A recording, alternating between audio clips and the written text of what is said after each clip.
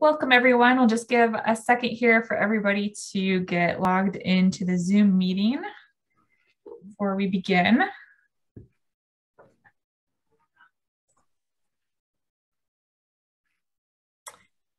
So for those of you who are joining us for the first time, welcome to the IDCCA virtual training series. My name is Jillian Hawkins. I am the Assistant Executive Director here at the Illinois Democratic County Chairs Association. Thank you for joining us this evening. Just a few rules before I turn it over to our presenters. You'll notice that everybody is going to remain muted during the training. If you have any questions, the chat box is open. Feel free to put those questions in the chat and we'll answer them before you leave here tonight. Also, the training is being recorded. Anybody who signed up for the training will receive a link to the recording afterwards. So if there's anything you missed and want to go back to, don't worry about that. And finally, we have a wide variety of people on the call tonight. Some people who have been working in campaigns for a long time, some people who are brand new to this.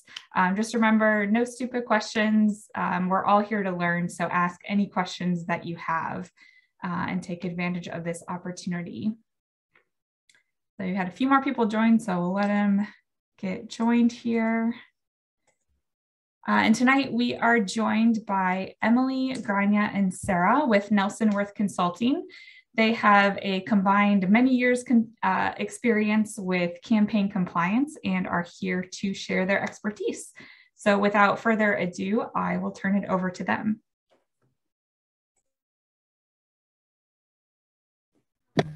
Yeah, thanks. Sorry, but now that I'm sharing my screen, I couldn't quite find the unmute button. So thank you for bearing with me. I am Sarah Nelson, and I apologize for not coming off or not turning my video on. I'm recovering from a cold, so I'll spare you all. But excited to be here and excited to kind of talk to you guys and hear your questions, because truly we want to make this as helpful to you as possible. So we've tried to, list out things that we think would be helpful, but at the end of the day, it's really what comes up for you all that you want to talk about that we can try to help answer. Just to give you a quick overview of what we're going to talk about, we'll give you a little bit more context for who we are, kind of what we've done, and then we'll talk about some candidate committee considerations, party committees, and then some also just kind of campaign finance 101. Best practices, to think about as you're getting into campaign mode. So briefly, you can, I guess, read this at your leisure, but I have, over 10 years of experience at this point, both working, in-house for campaigns as well as, with the consulting side now, and have seen, statewide organizations, auditing through the State Board of Elections. I've assisted with that. Done a variety of things. But obviously I'm complimented well by Emily, who can talk next, in Grania as well, just sort of the experience that they have as well.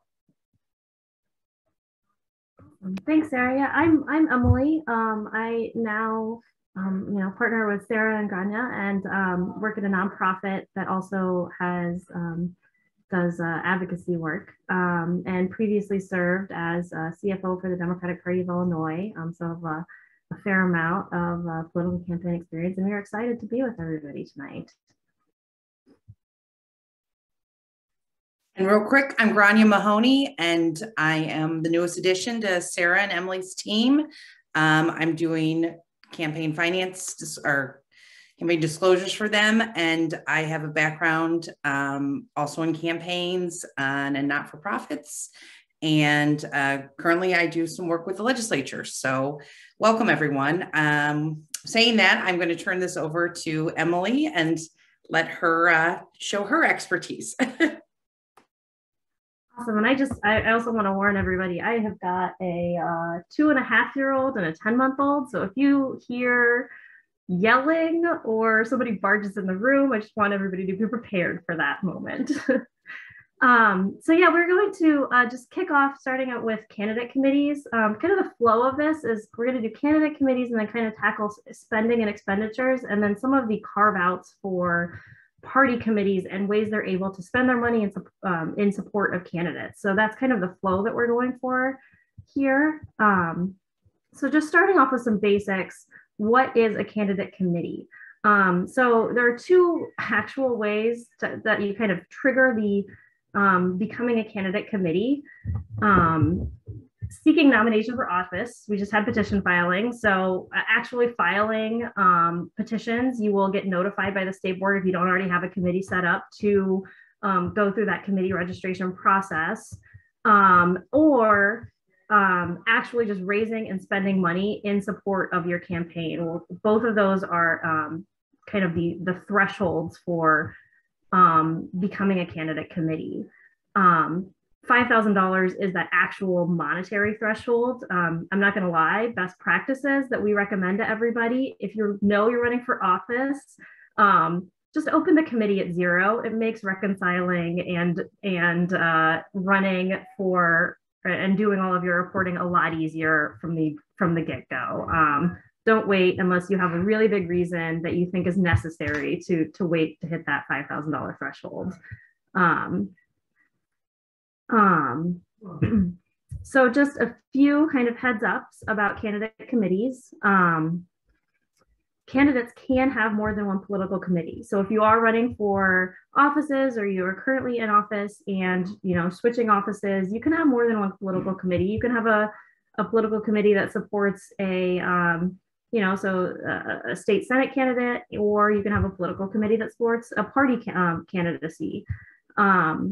However, in doing so, there are some restrictions. You do have to actually list the full name of what you're running for, and realistically, you're not supposed to spend money from one committee in support of the other committee's goals. A lot of candidates then use their the ability to put multiple offices down and just open one committee to kind of not worry about those kind of rules. But you do see and can have more than one committee as a candidate. And then recently, new legislation passed regarding who can be the head of a committee. This is specifically for offices appointed by the governor are not supposed to be head a political committee for a candidate. And by head, I mean be like the chairman or a listed officer of a political committee. If they are and want to continue to have that committee, that converts to what is called a limited activity candidate committee, which basically allows you to continue to spend money on administrative expenses, but to not actively engage in what you would normally consider the political process with that committee fund. And that is new legislation. I just wanted to highlight that. Candidate committees also get some additional perks that other committees do not. So biggest one is you are allowed to support, and your immediate family is allowed to support your committee in unlimited amounts. If you have the ability to, you can give as much as you want in support of your campaign. You're not affected by contribution limits when it's coming from yourself, a spouse, a parent, or a child. You get those kind of special rules. There are some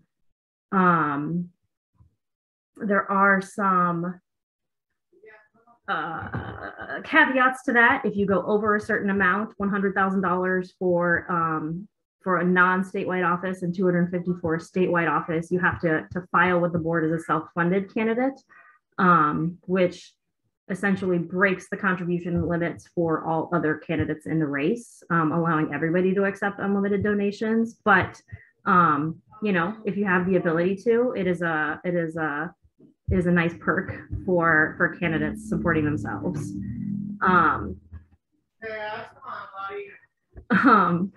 Spending money on elections. So these are the literal definitions from the Campaign Disclosure Act. So expenditures, what is an expenditure? It is a payment, distribution, loan, advance, deposit, or gift of money or anything of value in connection with the election. Or all of those things in connection with an electioneering communication. So breaking that down, the rules that we highlight around campaign expenditures. One, anything of value.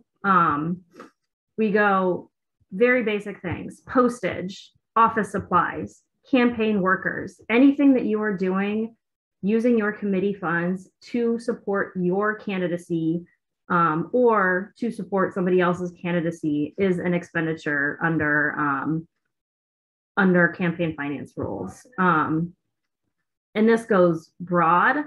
You think of the big things like mail and TV, but it also goes very narrow. Like if you need to purchase insurance or postage or all of those, more administrative expenses, those are all expenditures. Also expenditures that are at the cooperation or request of another person. So if you're coordinating with another committee and you are spending money on their behalf, it is still an expenditure from your committee. And then donations or contributions. Donations I like to think of are, if you are giving money to a charitable organization. Contributions if you're giving money to another candidate. Those are still both expenditures. You report them slightly differently, but both qualify as expenditures under campaign finance rules. And in reporting, and we'll get to this a little bit more later, the basic rule is you report everything. Under thresholds, there's officially an itemization limit. But if you're using the software that the State Board of Elections provides, the easiest way to make sure that you're reporting everything correctly is to genuinely track everything and report everything and let the system do the itemization for you. And then you never have to worry that your books are off or that you aren't doing something correctly. The number one rule that we always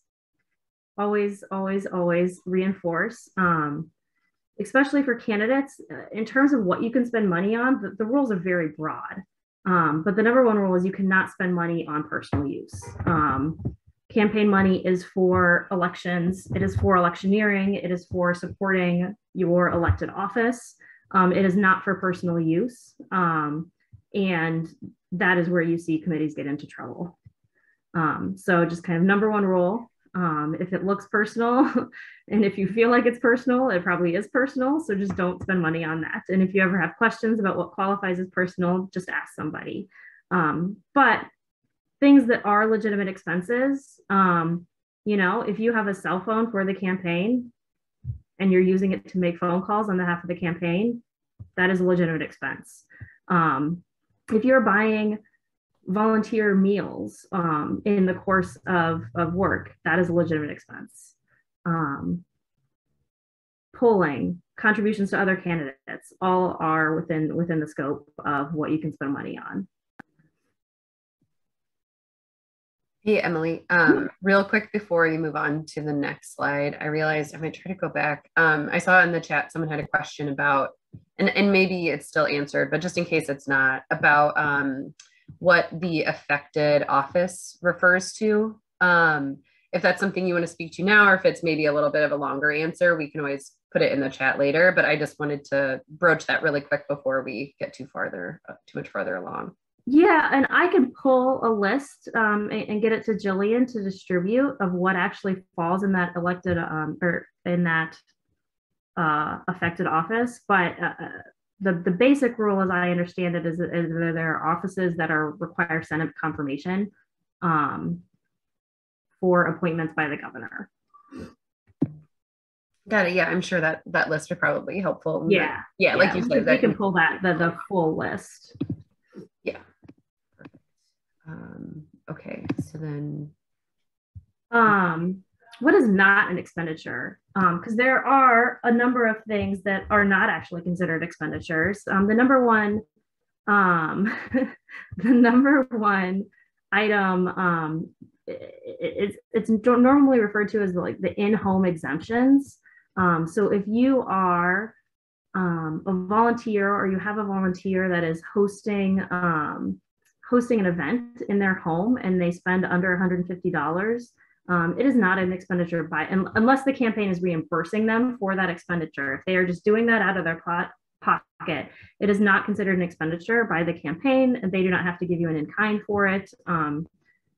If it's not a business expense. So just kind of those personal services that volunteers are providing are not considered items that have to be reported.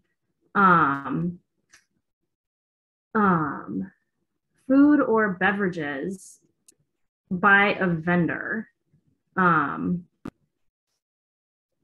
There's an at cost determination there. If they are selling you a product,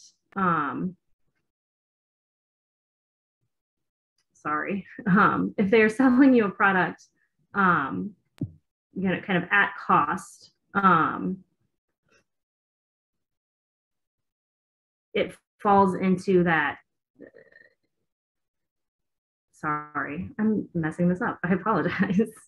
No, it's all good. I think, Emily, you're trying to differentiate between, like, if a vendor gave you food for free, yes, for your fundraiser, for example, versus they sold it to you at cost. So without their markup, right? Instead of charging you nothing or charging you $100, they're charging you the 75 it cost them or the 50 it cost them, right? Yes. Yeah, that's exactly it.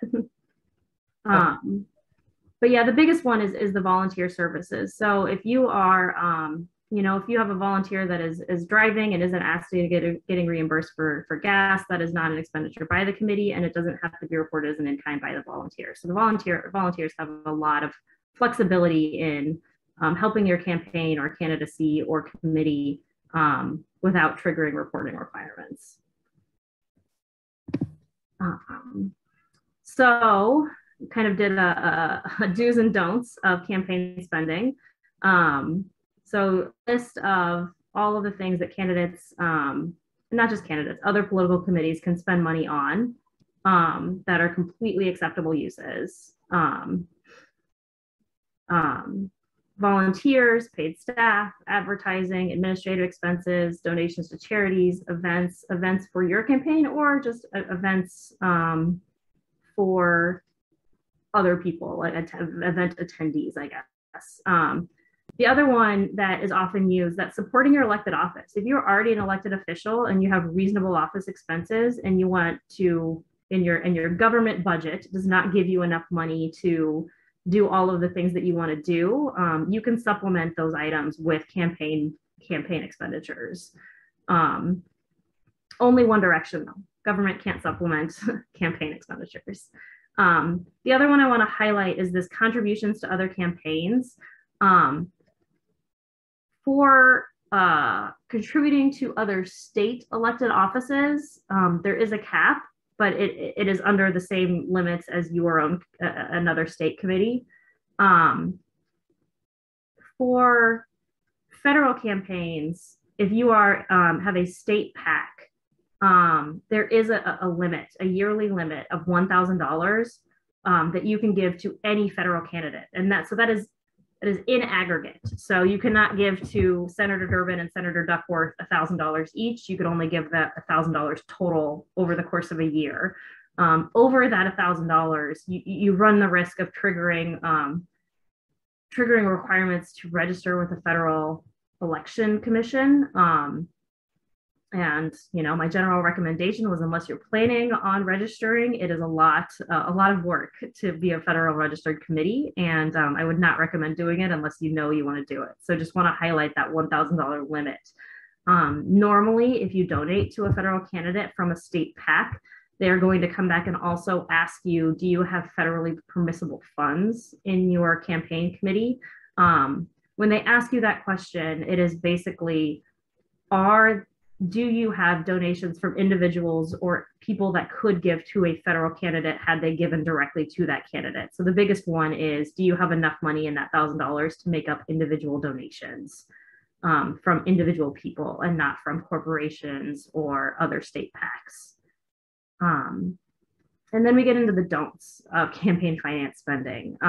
Again, personal use. Don't use campaign money for personal use. The second, I guess, most obvious one, try not to violate the law. So don't use the money for anything that might be considered illegal activity. The big ones that you see, pay more than required. So you shouldn't be padded, if you are purchasing something from a vendor, it shouldn't be padded. It should be, either at what you can get from a reasonable market price or at cost. Personal loans, again, we get into that personal use. Don't use it to pay for personal loans or residency or for personal clothing or personal laundry. Or personal travel or personal club memberships. These are all listed out. I'm assuming these are actually listed on the state board's website because people have done this in the past. So try not to do that. The biggest one that we actually see is people have accidentally double dipped if they are elected officials that get reimbursed for certain things from their state office, but because the reimbursement takes a while, they also pay for that money with their campaign funds, but then they pocket the reimbursement personally. You see this often in mileage or in lodging, where they're ending up accepting money from the government for items that they have put on their campaign credit card. You are allowed to put those items on your campaign credit card, but if you get a reimbursement for those items, you need to reimburse that money to the campaign committee and not to yourself. Because that's when you get into accepting money for personal use, that where essentially like you're not actually losing money in that process. You should not use campaign funds to purchase a motor vehicle for personal use. You are allowed, if you feel like it's necessary, to purchase a vehicle for campaign use, but then it would be similar to a work vehicle. It is for campaign use and not for personal use, and you would want to monitor that activity to ensure you're not using it for personal use. You are not allowed to use campaign funds for tuition or education, or to pay people for services that they are not rendering. The other one, and we'll probably talk about this, I'll mention it a couple of times, is mileage versus gasoline. And there was a recent change in state law.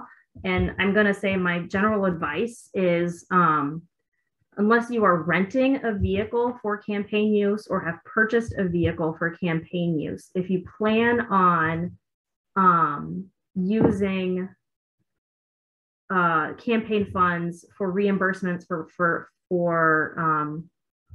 travel, keep a mileage log so you can actually track where you're going and make sure that you have those kind of, I went from point A to point B for this event, this is how much I reimbursed, and this is what it cost the campaign, versus paying for gas, where unless you are taking a very long trip for the campaign, it is very hard to distinguish what is personal and what is not personal for a campaign vehicle. So Emily, before you move on to the next slide, we did have a couple questions on the do's and don'ts. The first was there a legislative change that allowed campaign funds to be used for childcare? And if so, what are the parameters on that? So I'm not 100% sure on the legislative change, but the general rule is, and I have seen it with FEC rulings too, it's usually considered customary and reasonable expenses. So items that are necessary for a candidate to run for office. And I've seen childcare, and actually doesn't happen often, but you do occasionally see candidates put themselves on payroll. If they have a regular payroll associated with their campaign, if you were doing a campaign full time and you left your otherwise job to do a campaign full time, a lot of people would consider that full-time employment, and it is legal for you to put yourself on payroll. again, not double dipping though. You can't then use the campaign funds to do other things to enrich yourself. But if payroll is a legitimate expense. And then a clarification question on purchasing tickets to events. Can that only be a ticket for the candidate, or can you purchase tickets for other people as well? Yeah, no, for volunteers, if you have a sponsorship and you want to then give those tickets away, you're pretty wide open when it comes to events. The only thing I will also say in terms of purchasing tickets for events is watch out for making sure that you won't either have the ability to spend that money, like you haven't maxed out to another committee already, especially when you get into political purchasing events. Like, do you have the money to give them? And if somebody purchases an individual ticket, so say the campaign, a staffer went to an event, purchased a ticket out of their pocket and then asked for reimbursement, officially that's a reimbursement from the campaign and a donation from the campaign to the other campaign. It is not a reimbursement to the staffer. So there are a couple of just like random tricky things, but otherwise, yes, in terms of purchasing tickets, like you're allowed to sponsor events, you know, and give those tickets away to other people or fill it with volunteers or purchase for your staff. And then on the question of mileage, is there a standard rate in the law that you're supposed to use for reimbursement for mileage? Usually just the default IRS rate. It just changed, so I don't actually know it, but it's usually around 0.56. So it includes mileage and then, you know, wear and tear on your vehicle normally.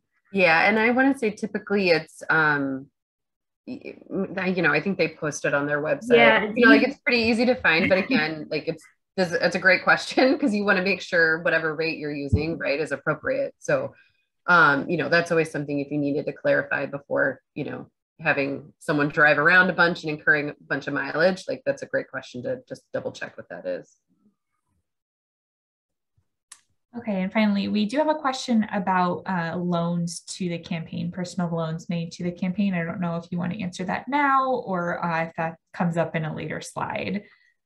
I can go ahead. I think we might touch on it, but just in passing. So loans to a campaign, if it is from, it gets a little bit tricky based on who it's from, but it's not hard. So if it's a traditional loan for a bank,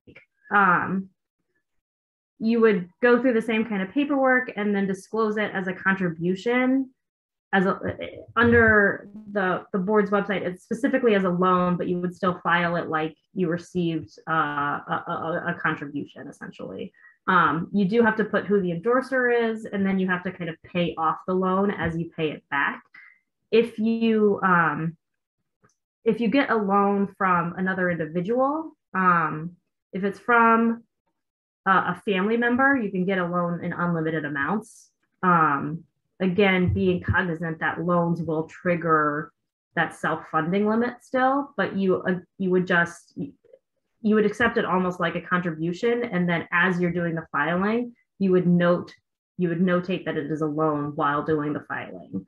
And I think one quick thing I want to clarify maybe too is that on the screen, right, you say repay personal loans, but that's really meaning if you took out a loan as you as a person, yes, for some personal reason, yeah, like you were updating a bathroom or something. If you had that kind of a loan, you wouldn't use campaign funds to pay that. But yeah, but you know, obviously, if you do loan money to the campaign and are paying yourself back for that, that's appropriate. Yes, yeah, you can use, yes, that is correct. If you loan the campaign money and want to use, as you raise more campaign funds, pay yourself back from the campaign, as long as you disclose it as a loan, that is perfectly okay to do. You just have to make the disclosure and then make the payment. I think we can go to the next slide unless there are more questions. Contribution limits. So there are different timelines for different committees based on our setup. Candidate committees are January 1 of an off year through the primary election, confirming that even with the moving of the primary election date this year, the limits just moved back to the primary election date. You don't get a reset as to when the primary election used to be previously. And then primary election through the year end. So it's past election day through December 31st. Party committees, on the other hand, are yearly limits, and actually other PACs as well. So not just party committees, all PACs that aren't candidate committees are yearly limits, January 1 through December 31. So they can accept more on a more regular schedule. But if candidate or if PACs and party committees are giving to candidates, obviously the candidate committee's contribution rules apply. So you can't give more than the max until after a primary election. In-kinds are, for all purposes, contributions. So anytime you are in-kinded from January 1 through the primary election from another committee, it counts towards those election caps. And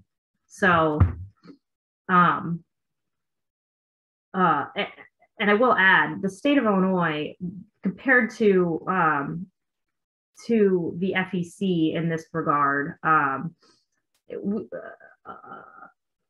contributions are a cash basis. So it's date of deposit is the date you are considered having received the funds. So you could accept general election contributions, but you could not put them into your account until after the primary election. Versus there is some distinction. If you've seen federal candidates or been solicited by a federal candidate, they will ask you to give both for the primary and general, and they can actually deposit that money and report it as deposited. But under state rules, once you hit that max from an individual or from another political committee, you cannot put that money into your account until after the primary ends. Next slide. Party committees. So party committees are actually given a couple of additional perks just by being a party committee. And it's good to know that these perks exist for candidates as well as for parties.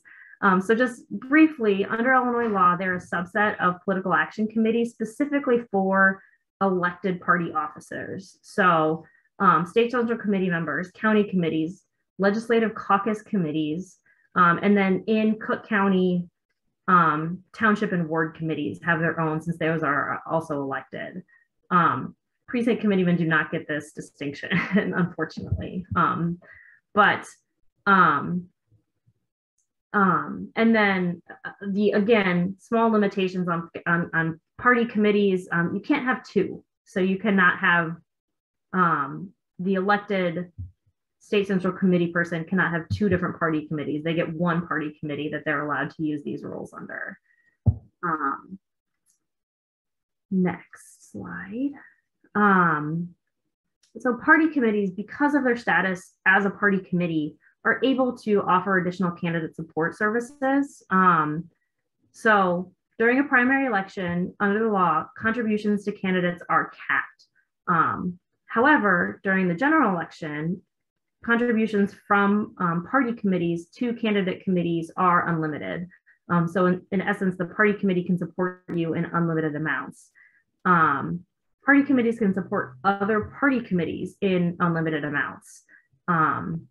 So again, from a practical sense, you know, the Sangamon County Dems could give the Macon County Dems as much money as they have the availability to do.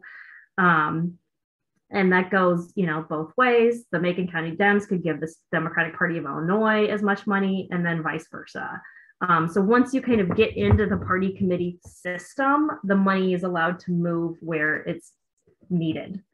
Political party committees also, and I like to think of this as unlimited up and unlimited down. So a party committee can give down to a candidate committee in unlimited amounts, but vice versa. A candidate committee can also give back up to the party committee in unlimited amounts. You've seen this, if you saw this a little bit during JB's run for governor the first time. He kind of loaded up the party with additional money, and it is because of these rules.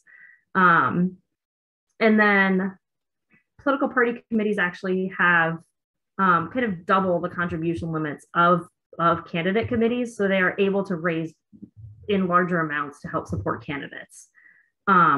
There are some interesting quirks to party committees. I don't know if you ever need to know this, but legislative caucus committees cannot actually give money to each other. I have no idea why that rule exists, but that rule exists.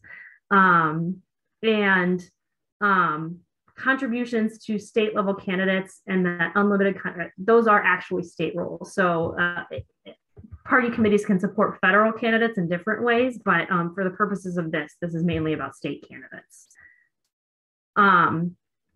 These are the caps for primary elections. Again, they are still higher than normal PAC caps in terms of supporting other candidates.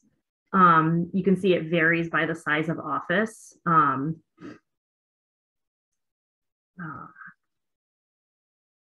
And like I said, this applies to both direct contributions and to in-kinds fall into these caps as well. They count towards these limits. And the biggest thing, again, want to kind of stress is this FEC registration threshold. So party committees, just like candidate committees, are capped on the amount of money unless they are federally registered. I should add that caveat. Unless you're already federally registered, if you're just a state party committee, you can only give $1,000 to any federal candidate in a calendar year, both direct contributions and in-kinds. And again, if you do give that $1,000, it is an aggregate. You cannot give $1,000 to multiple federal candidates each. And you should have federally permissible funds that are largely funding from individual donors or from federally registered PACs. However, and this is the big distinction for party committees, they are allowed to spend up to $5,000 supporting federal candidates on exempt activities. And I should actually add $5,000, and we'll get into this a little bit more in the next slide, is the proportional share supporting the federal candidates. So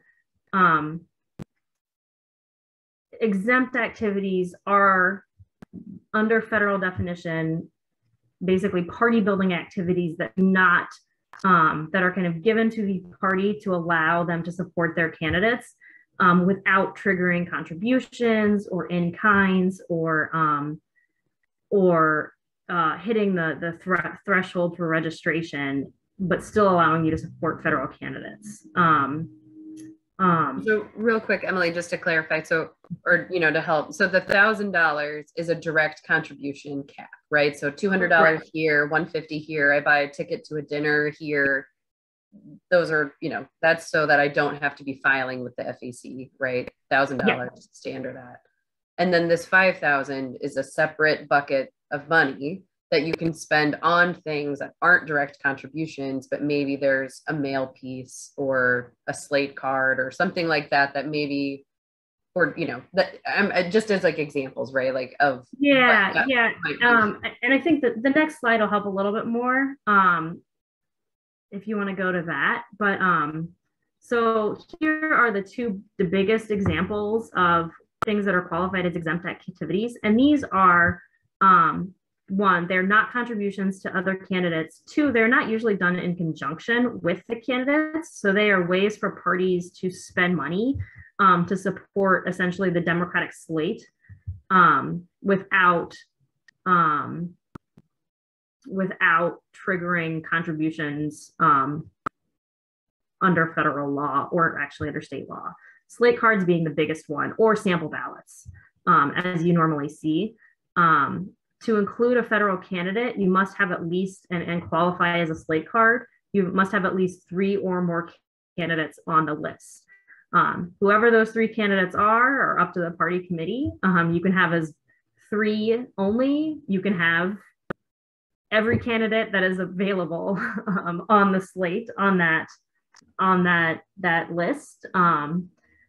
It must only include biographical information. It can include a picture. I said that wrong. It must not include biographical information. It should only include name, office that they are running for. It shouldn't have like a pitch that you're doing to qualify as a slate, but it can include a picture.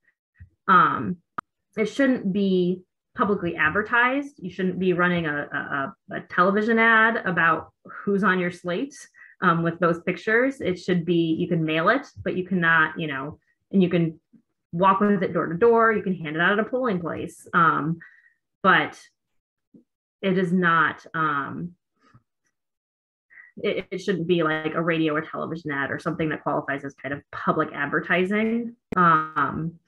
You could email it out as long as you are not paying for an internet ad. You are allowed to distribute it via email.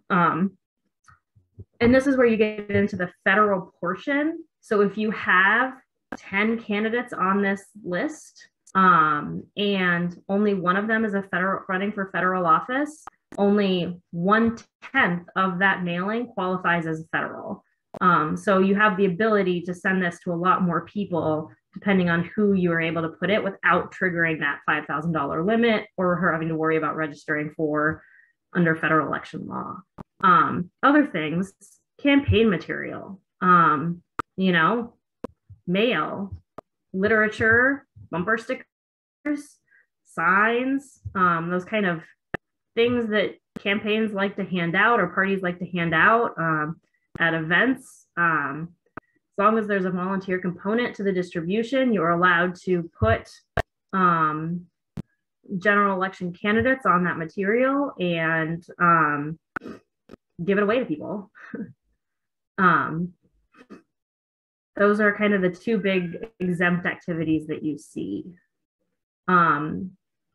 If you have a federal committee, there are additional things that you can do. But if you want to stay in the state campaign law land, you kind of want to stick to these areas and support your candidates through these ways. And these are about paying for activities with your committee funds. They're recruiting volunteers to go door to door. Volunteers are free, and what they say at the door is free. So, it doesn't, if you have a group of volunteers going out and walking, like that isn't in this rules, but you are allowed to give them a slate card to take with them if you're paying for that activity.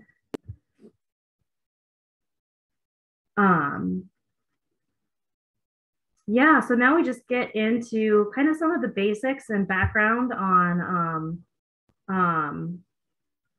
campaign disclosure. So we wanted to give everybody a list of dates related to filings, the things that you need to know. An A1 is any contribution or loan of $1,000 or more.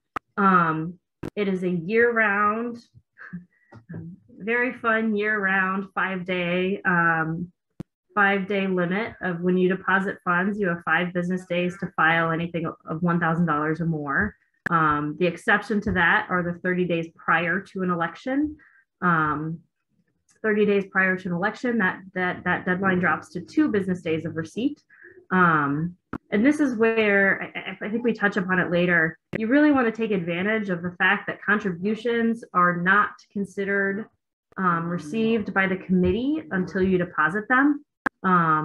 So you can control when you do those 5 days or when those 2 days come. So plan and make it work for your schedule so you're not missing those deadlines. B1s, I'm assuming most committees won't have these, but these are independent expenditures. So if you ever make an expenditure not in coordination with a candidate or campaign, that is independent from any sort of influence, but done on behalf of or to persuade in an election, you would file a B1 for that office, the same schedule as A1s, except for it's 60 days prior to the election instead of 30 days for when it drops to the 2 business days of receipt. And then the reporting dates. Their quarterly reports, they're usually due on the 15th or the Monday following, if the 15th is on a weekend. Go ahead. So Emily, we had a question about accepting Act Blue donations. If somebody donates $1,000 over Act Blue, is it, when do those 5 days start? Is it when you deposit the check from Act Blue into your account? It is, yeah. Yeah, so for state committees, it is the date you deposit the actual physical check from Act Blue into your account, and you would report the receipt date for that committee or for that contribution as the date of that deposit and not the date the person gave the money to Act Blue. Yeah, and another quick point on Act Blue, because I think this is something we see very often, right? So you get a check from Act Blue. It is net of whatever fees they charge you, right? So as an example, if someone gave you $1,000 and, you know, Act Blue takes their processing fee, their 3.95% or whatever it is. You want to report the donation at the gross amount. So if they gave you $1,000, you're going to report the $1,000. And then as an expenditure, you're going to say, I paid Act Blue, you know, $39 or $3.95 or whatever the fee for that related expenditure is, or that check, really, you can do it by check. You're going to have that as a separate entry so that it'll still reconcile, it'll net out to the right amount of what you actually got. But we often see people just reporting whatever the check from Act Blue was from. That frequently comes up. So just want to make sure everyone knows how to treat that. Yeah. So yeah, so just campaign finances, kind of some best practices. And we'll get into the even more best practices in a bit. But one, keep everything. You know, all expenditures, you should have a copy of what you're spending money on, and kind of how you spent the money. Did you write a check? You should try to keep a copy of that check or have that proof of payment. Invoices for that expenditure. You know, we used to, and still do sometimes, you know, we would take the invoice and just PDF it to, like, if you're paying for a mail piece, the copy of the mail piece, or, you know, the event contract, or basically the proof of why you're paying that money. You do this for multiple reasons. One, Sarah can elaborate on this, but if you're ever audited as a committee, having that proof of what you're spending your money on proves that it's not for personal use, and that you're actually spending money on legitimate campaign purposes. And when I say everything, I actually do mean everything. If you pay for a radio ad, the copy of both the text of that ad, and maybe if you have a recording of it, if you pay for a poll, the copy of the poll, like, you just, best practices, keep everything. If you want to go to the next slide. Yeah, exactly. And as we move to the next one, I think maybe we have a little snippet on the type of language that's included on, like, paid for by language that you might include on a mail piece or something like that. That's one of the things that, when under an audit through the state board, that's one of the things they want to double check is, you know, okay, during this period, did you pay for any mail pieces? And let's see copies of those, and let's make sure that those copies say the right paid for by disclosure. So if it's always really hard to track that stuff down after the fact. You go to the printer, like, hey, do you have a copy of this? I can't find it in my email, or the staff that was helping you or the volunteers that were helping you aren't around anymore. And so that's why it's always just, it's kind of a pain to collect it at the time. But even if you just have a pile of stuff, at least you've got that pile, and it'll probably come in handy. And then Chantel, that's a great question about how long you keep the records. I know typically I have a CPA background, and there's often rules about 5 or 7 or 10 years. It's being realistic. Often, as far as state board audits go, they're usually 2-year periods within the last 4 to 5 years is what I've seen. But I would say if you went somewhere around 7 years, that would really be great. 10, I think, is the standard for certain types of documents. So somewhere between 7 and 10, if you can, would really be the ideal. And take advantage of technology in this respect. I had a former coworker who kept a file folder, but I've also seen people transition to basically creating a digital folder and taking a picture of every receipt as they spend money. And then they just, throw it in a folder on their phone and have a digital copy of everything that they did. It's a lot easier than carrying around a box, but you just have to be very diligent. Again, reimbursements, you are allowed, if you spend something out of pocket, you're allowed to reimburse yourself for the campaign, for campaign related expenses. But same rules apply. Keep a copy of what you spent money on, vendor name, address, all of that has to be reported. We always recommend to people, don't put items on your personal credit card that you aren't ready to cover the cost of personally or in kind of campaign, depending on who controls the money in a campaign scenario. Do you have the funds to get reimbursed? That's always a question. And then are they willing to spend the money on that if you have somebody that is controlling the funds? And then again, I highlight that campaigns can it'd be a donation to another campaign if you're reimbursing yourself for like a ticket or an event to a political event. So just making sure you're cognizant of those things. And if it should be a donation from the campaign, then just make it a donation from the campaign.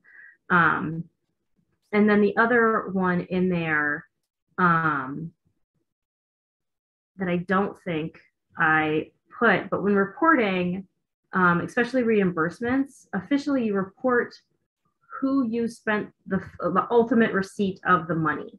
So if I am reporting a reimbursement to myself, I'm not reporting a reimbursement to Emily Worth for $56. I'm reporting a reimbursement to Office Depot for $56.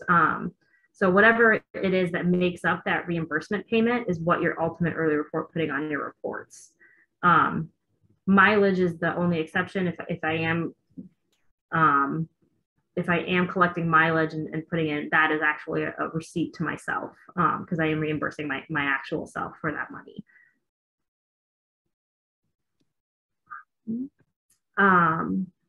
Yes, so expenditures.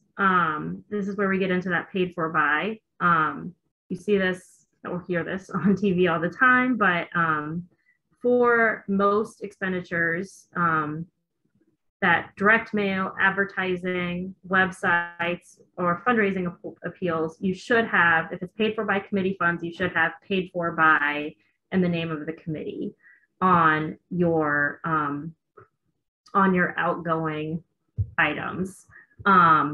Items that don't require that are like buttons or where it's physically too small to throw paid for by in to the campaign expenditure. You do not have to include it. And yes, polls, it's actually not required. So these are just a couple of kind of notes about additional campaign best practices. Copying all checks. When you will get donations in, we recommend that you copy them or take a photo of them. Copy the deposit slip that you make so you know what went into that day's deposit. If you are collecting donor information, which you should be when you're soliciting money, and certainly name and address, and then employer occupation, try to collect it when you get the initial donation, so you don't have to go back and do a lot of Google searching for that information or call the person. Saves you a lot of time. copy it all, put it in a stack, put it either on your phone and then deposit it as a batch. That way, you know, you can go to the bank, give them all that money, go back and you know everything that went into that deposit report.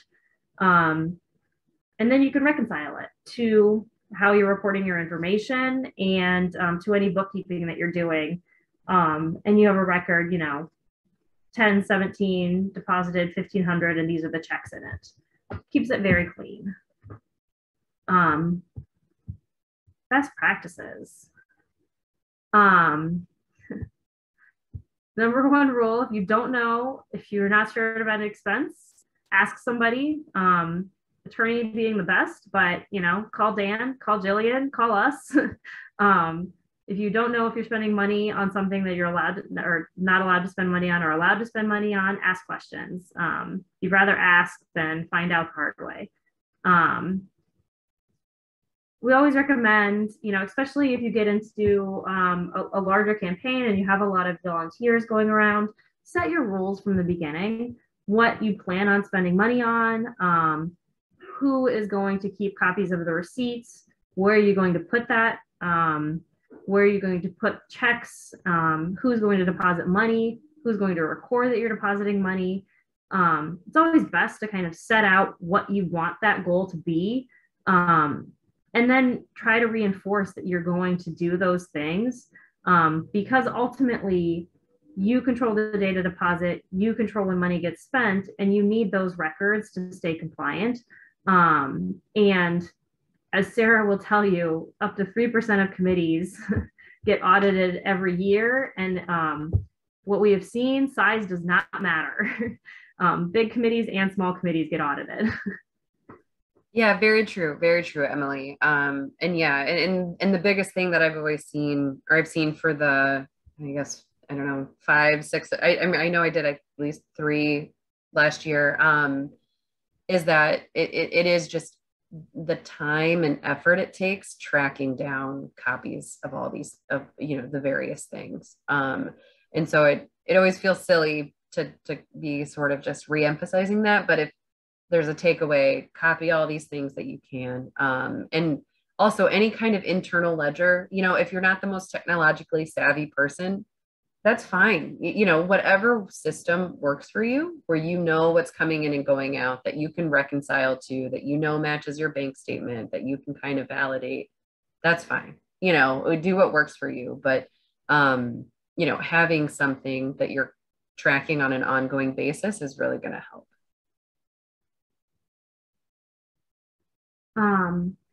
Yeah, and then I think our final recommendation is always don't be afraid to ask for help.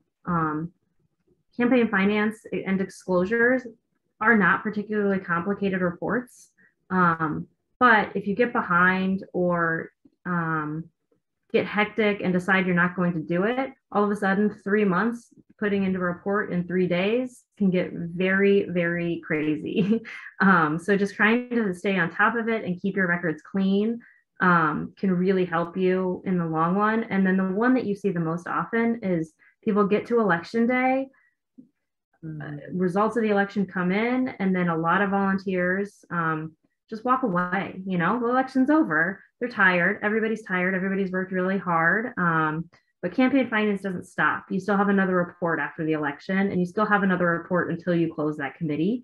And so just being very cognizant that after the election, people are a lot less likely to respond to your requests for information. And so making sure you have it before the election is really helpful. And I think that's it. No, there are more. Yeah, a couple more, yeah, specific to, you know, paying other people. Another thing that we do see a lot are folks who have, you know, volunteers that are helping out, or people who they start, you know, paying to have walk for them or various other things. And they end up paying them more than, or $600 or more within a given calendar year. And so when you've hit that 600 or more threshold, the committee does have an obligation to send that person a 1099 form that basically says, in 2021, we paid you $700, and then they can include that on their taxes. And so another issue we often find is people don't always get the necessary documentation to provide that to someone up front. So this W-9 form is an IRS form. It's, is available online, but we can also email it to you. If you need a copy, you can email us, we'll send you one. But it's really best to get people to fill that out up front. So you've got their name, you've got their address, their social security number, you can fill that out for them. And then they'll have that for their records. And then I think the other really quick point, I know we're close to time or at time, is, when you are paying folks, what to have them fill out a timesheet, like that. It's not just them saying, hey, Emily, I worked 15 hours this week, right? It's here's a timesheet that says what days, how many hours for those days. And then they can sign it. And then you have that record, because, believe it or not, a lot of the folks that we know who have worked campaigns, there can end up being some contentious discussions around how much people worked and how much they should have been paid or were paid. So having a record that they can validate, this is the time that I worked, that you can validate, you got that, you paid them, that can help eliminate any of those conversations.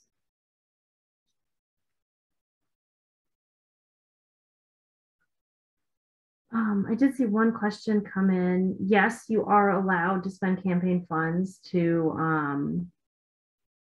host a party to thank volunteers after the election. There isn't a specific time limit regarding post-election when you're allowed to spend those money. Once you have the committee open, you're essentially allowed to spend money out of it until it closes. Normally what you see, if the candidate ends up leaving office or not winning their election, a lot of candidates will keep the committee open and continue to use it to donate to other campaigns, pay for administrative expenses, or they choose to run for office again, then use those remaining funds to run for office again. But there's no specific time limit in terms of, as long as you're still using it kind of in the name of the campaign and reporting everything correctly, there's no time limit.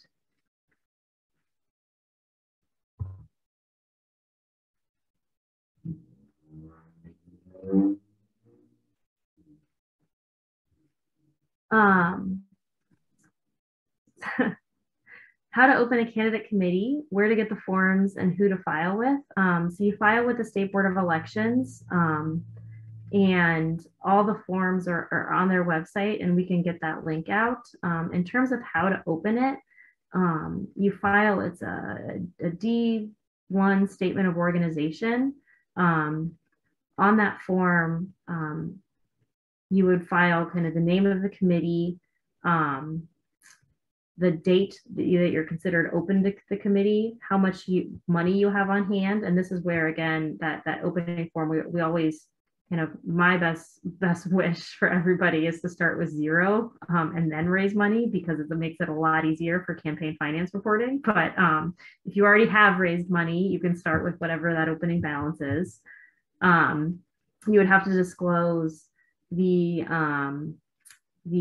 chairman of the committee and the treasurer of the committee, and if it's not the treasurer, whoever keeps the records for the committee, and then the bank that you're banking at. The chairman and treasurer can be the candidate, or they can be other people. There's no, I guess more than one person could hold all of those, or one person could hold all of those offices, or more than one person could hold those offices.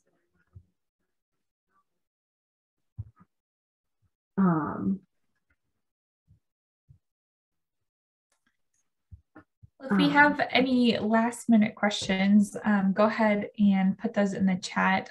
Did you have a slide for your contact information? Yes. All right. And all of those forms are available on the Board of Elections website, correct? Yes. So I'm going to include the link here in the chat for the folks in the chat that were asking. Yeah, and I believe like on the D1, for example, the statement of organization, I think at the bottom it will say something like, you know, submit to webmaster@elections.il.gov or something like that. But you can typically submit them via email. You know, I suppose you could mail it if you prefer, but I think you can typically email the D1 or yeah, that kind of communication you can send via email to them once it's completed. And they'll, thankfully, the folks that we've typically worked with at the board are super helpful. And if they see something about your form where they're like, you didn't fill out this section, they'll almost always, you know, let you know right away so you can fix that. We've had a great experience with folks there. And I will say the same for if you accidentally mess up in filing, you put the wrong information somewhere, you accidentally file an A1 with the wrong date. Might have done that a couple of times. It happens. But like Sarah said, the board is usually pretty helpful. And if you catch it and reach out to them proactively, usually you can also avoid any fines, and they'll just tell you to kind of refile with the correct information and send them a note regarding what happened.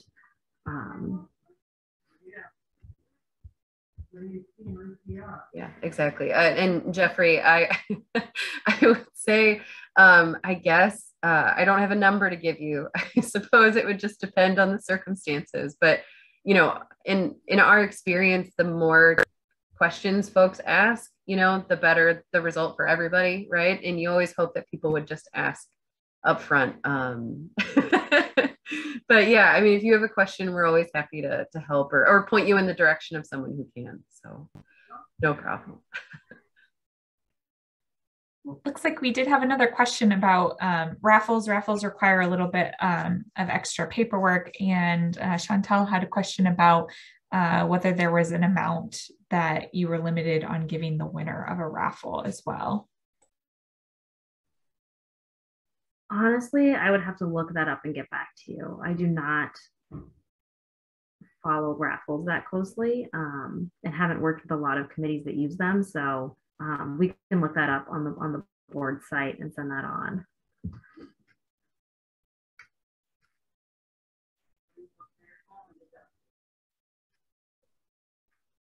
All right. Any local ordinances would have to be discussed locally. We are not experts on local ordinances, I'm not going to lie. All right. Well, we are right at a little over an hour, but thank you everybody for joining us tonight. Thank you, Grania, Emily, and Sarah for sharing your expertise. Their email is on the slide there, and I'm going to put my email in the chat for those of you that do not have it. And thank you all for joining us tonight.